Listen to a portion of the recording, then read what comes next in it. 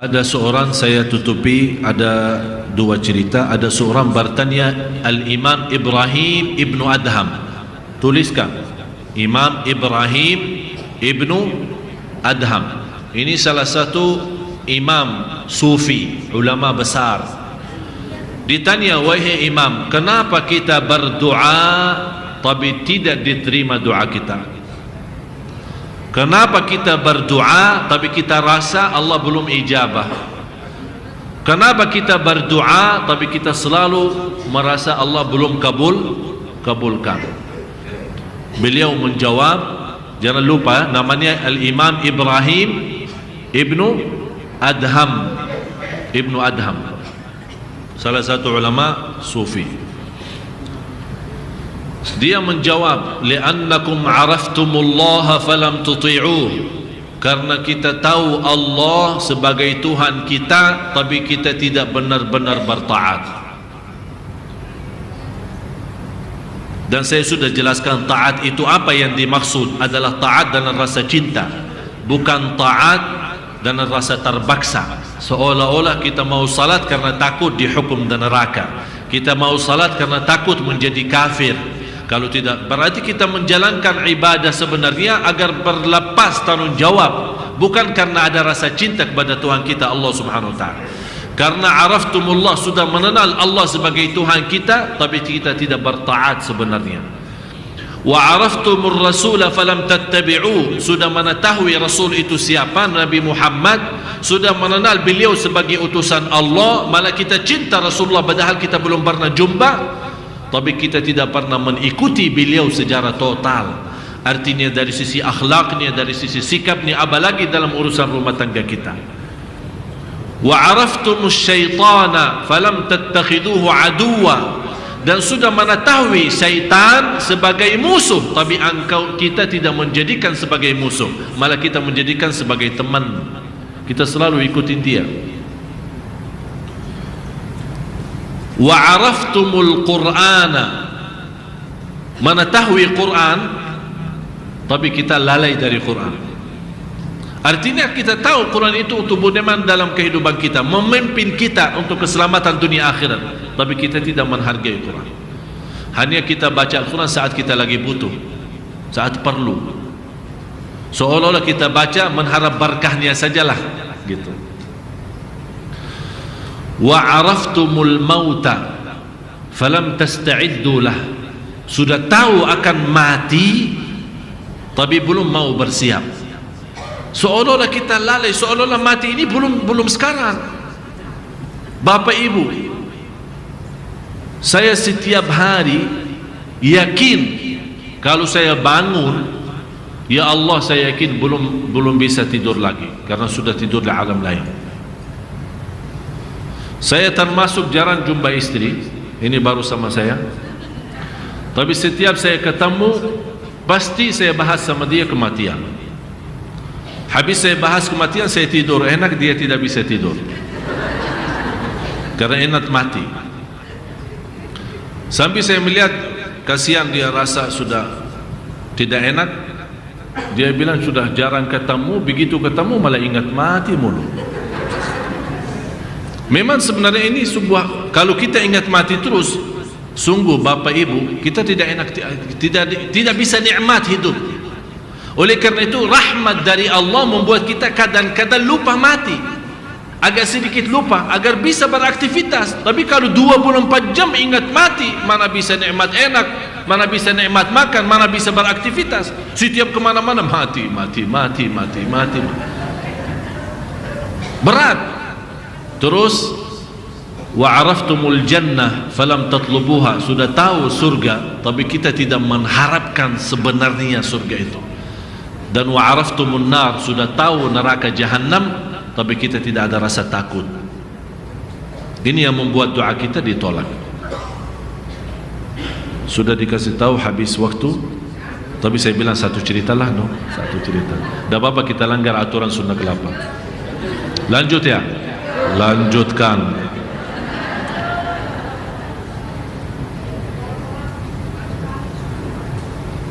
Sebenarnya ini cerita sudah lama, sudah lalu, sudah bertahun-tahun. Ini cerita terjadi di Arab. Ada seorang wanita pas di hari pernikahannya. Biasa kalau di Arab acara pernikahan beda sama akad nikah. Kalau di sini akad nikah misal pagi, pestanya malam kan? Kalau di sana enggak. Kalau akad nikah bisa 1 tahun sebelum pesta. Kenapa? Karena di sana tidak ada namanya bacaran.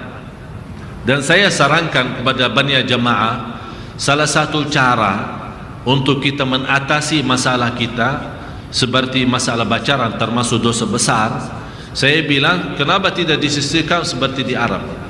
Mereka akad sudah sah suami istri, tapi tidak boleh sendirian berdua, harus ada muhrim, ibunya atau siapa. Tapi sudah mereka boleh salaman karena sebagai ini, boleh duduk di misal di rumah orang tua yang perempuan, duduk di rumah ngobrol-ngobrol sambil malam karena sudah namanya suami istri, tapi tidak boleh sendirian karena belum memenuhi masalah syarat untuk buat pesta, memberitahu banyak orang.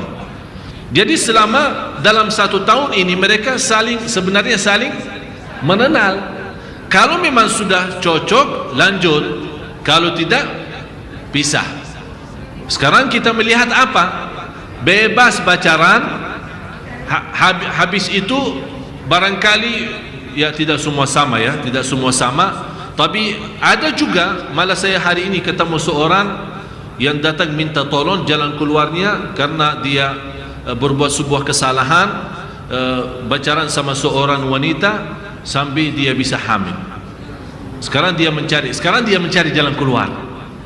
Sampai saya nasihati, dia bilang tolong sudah cukup, jangan banyak nasihat karena saya sudah sampai rasa mau bunuh diri lebih baik daripada hidup. Terus saya mau bilang apa? Ini akibatnya kita terlalu bebas.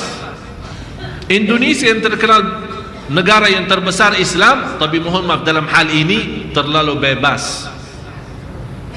Memang kita sudah mendidikkan anak kita menjadi anak baik, tapi Bapak Ibu, apakah ada yang pernah mendidikkan syaitan menjadi syaitan baik? Ada yang pernah didikkan syaitan jadi baik? Kalau anak kita salih, yang wanita juga salihah, siapa yang menjaminkan syaitan juga salih? Kalau mereka lagi berdua dalam mobil atau... Saya senang di Brunei kemarin, saya punya kenalan satu orang, dia cerita, saya bilang mana kakak? Dia bilang kakak saya ditangkap polisi karena bertemuan di satu mobil, mereka dan orang itu dengan seorang wanita bukan muhrim, ditangkap masuk penjara 6 bulan. Ini di Brunei, bukan di Arab Saudi, bukan Makkah Madinah, di Brunei dekat sini. 6 bulan masuk karena berduduk di satu mobil dengan wanita bukan muhrim. Berarti Indonesia tidak akan mampu menyelesaikan masalah ini kalau tidak ada aturan atau undang-undang yang menyelesaikan masalah ini. Jadi ada wanita, maaf saya keluar dari cerita ini, tapi yang membuat tertarik cerita ini wanita salihah. Pas acara pernikahan, malam hari habis maghrib dia sudah disiapin sama ibunya, sama adik-adiknya yang perempuan siapin. Ya biasa kalau wanita mau nikah kan perhiasannya luar biasa ya. Sampai kita tak tahu ini wanita yang asli atau yang palsu. Saking banyak make upnya, banyak hiasannya. Tapi subhanallah wanita ini begitu sudah selesai persiapan, dia dengar azan Isya. Dia minta sama ibunya, Bu, saya mau salat Isya dulu. Terus kata ibunya, ya silahkan, tapi sepertinya wudhu saya maghrib tadi sudah batal, saya mau wudhu. Jangan, nanti kalau wudhu rusak semua. Kan make up ini kan banyak kan, apalagi sudah capek dari mungkin maghrib atau jam berapalah. Kata ibunya jangan. Anaknya tetap mau wudhu dan salat Isya. Kata ibunya begini, kan saya ibumu kan, dan kata Allah bertaatlah kepada ibumu, jangan macam-macam. Ini tamu-tamu sudah nunggu lama di bawah, tidak perlu, jangan salat, jangan wudhu dan jangan salat. Maaf ibu, Memang saya harus taat kepada ibu, tapi dalam hal taat kepada Allah. Kalau ada maksiat, tidak ada taat. Pokoknya mundar mandir balik bola sambil keras-keras sama ibunya malah bertanya, kalau kamu tidak mau turutin saya dan tetap kamu mau wudu dan kemudian salat, saya tidak akan ridha terhadapmu sampai hari kiamat. Kata anaknya, maaf ibu, saya tetap mengutamakan ridha Allah. Kata ibu, terus nanti tamunya bilang apa? Kok habis karena air kan sudah rusak semua, bagaimana nanti di hadapan tamu? Terus kenapa ibu kalau tamu-tamu kan tidak nampak cantiknya? Ibu, apakah berharap saya cantik di hadapan mata orang tapi di hadapan mata Allah tidak? Akhirnya tetap anak itu menjalankan apa yang dia mau. Kemudian dia ambil air wudu, kemudian salat, ditunggu sama ibunya. Kemudian dalam keadaan sujud kok lama, datang ibunya, gerakan dia dalam keadaan sujud, ternyata meninggal dunia. Di hari pernikahan dia tetap dia mengutamakan salat, kemudian meninggal dunia. Itu bapak ibu, kalau ada orang menghargai ibadah, menghargai Allah, wallahi terjamin husnul khatimah. Sekarang kita lihat acara pesta kita, ya, maaf, di Masjid Sunda Kelapa lagi, dia namanya di atas masjid jamaah rame-rame salat, tapi di bawah pesta, di bawah acara, malah musik, lagu-lagu. Untuk apa? Untuk ada penghasilan dan masukan untuk Sunda Kelapa. Kalau menuju kehasilan dan masukan untuk Sunda Kelapa tapi menjadi maksiat kepada Allah, lebih baik tak usah buat pesta di sini. Jadi kalau lebih acara yang lebih bermanfaat. Kenapa tidak memiliki aturan yang lebih bagus? Artinya kalau di bawah mau buat, silahkan buat pesta, tapi mohon maaf kalau waktu salat, maaf, kita lagi banyak jamaah yang mau salat, jangan terganggu. Malah kita membantu mereka agar mengamankan acara mereka lebih lanjut dan lebih lancar. Dan kita sebagian ditugaskan pada mengurus jamaah masjid untuk salat biar lebih aman dan lancar, malah kita urus mereka bermaksiat dan berdosa. Semuanya untuk apa? Untuk penghasilan. Maaf saya berbicara jujur karena hal ini mengganggu, bukan hanya mengganggu aktivitas orang yang salat, tapi sebenarnya mengganggu ridha Allah. Itu yang lebih utama. Bagaimana cara yang baik? Saya yakin semua pengurus Masjid Sunda Kelapa insya Allah mencari yang terbaik.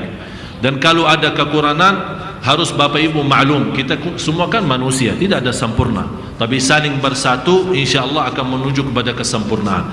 Dan saya harap Masjid Agung Sunda Kelapa menjadi salah satu masjid yang menyinari kehidupan orang Jakarta, menjadi bersinar, menjadi mulia, menjadi berkah, dan segala aktivitas yang diterima oleh Allah Subhanahu wa ta'ala. Hadis Rasulullah dalam cerita tadi, Rasulullah bersabda, inna Allah idha habba abdan ista'malah. Qalu wa kaifa yasta'milu ya Rasulullah? Qalu yuwaffiqhu fi amali khairin thumma yaqbidu alaih. Kata Rasulullah SAW, Allah kalau mencintai seorang hamba, diberikan taufik. Coba bayangkan bapak ibu, mudah-mudahan semua yang hadir dapat taufik dari Allah. Kalau Allah, kata Rasulullah di hadis yang dihasankan oleh ulama, kata Rasulullah, barang siapa yang dicintai Allah akan diberikan taufiknya untuk laksanakan amal ibadah dan dicabut niyawahnya saat ibadah itu. Faham bapak ibu? Allah mencintai seorang akan buka pintu taufiknya agar melaksanakan sebuah ibadah. Saat dia beribadah, Allah perintahkan malaikatul maut cabut nyawanya. Itu namanya apa? Husnul. Berarti bapak ibu menuju ke husnul khatimah harus Allah cintai kita. Bagaimana kalau Allah mau mencintai kita, beraktivitas kita memalukan? Ini yang harus kita hati-hati. Marilah kita sama-sama